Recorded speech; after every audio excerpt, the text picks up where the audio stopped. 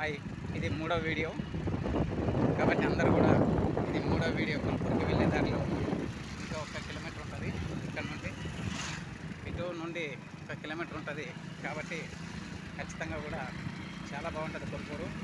ఇదంతా కొల్పూరు అడివే. కొల్పూరు నుండి ఇదంతా చెట్లు చేమలు.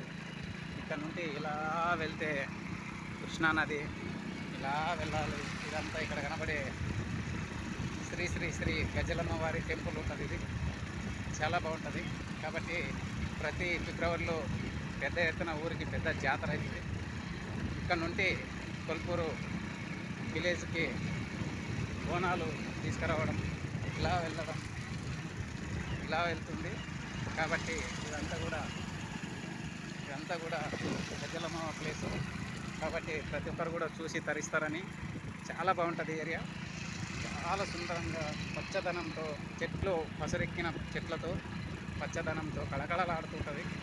కాబట్టి ప్రతి ఒక్కరు కూడా ఎక్కడైనా ఉంటే ఇలాంటి సుందరమైన ప్రదేశాలను చూడాలని కోరుకోవాలి కూడా, చూడాలి కూడా.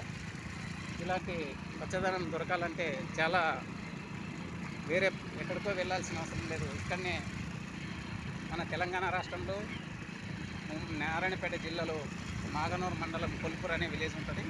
ఈ విలేజ్కి రండి, ఖచ్చితంగా కూడా తరించండి. ఇందులో నా ఫోన్ నెంబర్ కూడా జమ ఇస్తాను.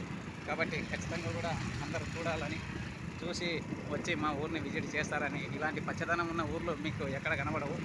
కాబట్టి ప్రతి ఒక్కరు కూడా సినిమా షూటింగ్లు తీసుకునే సైతం జబర్దస్త్ అయిన లొకేషన్స్ ఉంటాయి ఇవి. కాబట్టి ప్రతి ఒక్కరు కూడా మా ఊరిని దర్శించాలని, మా ఊరు పచ్చదనాన్ని చూసి తిలకించాలని.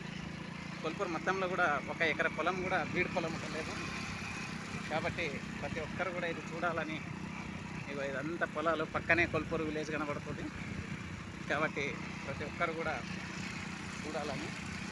చాలా బాగుంటుంది. ఇక్కడ కనబడేది రైస్ మిల్లు, దాని ముందర చెట్ల మధ్యలో కనబడేది సర్పంచ్ గారి ఇల్లు.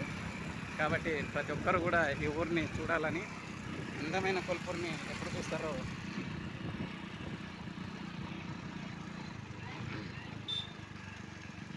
అందరూ కూడా చూసి తరించాలని కోరుతున్నాం. ఇలా వెళ్తే కొల్పూర్, ఇలా వెళ్తే కొల్పూర్. ఆ తర్వాత ఇక్కడ కనబడేది సబ్ స్టేషన్. ఇదంతా పొలాలు చాలా బాగుంటాయి.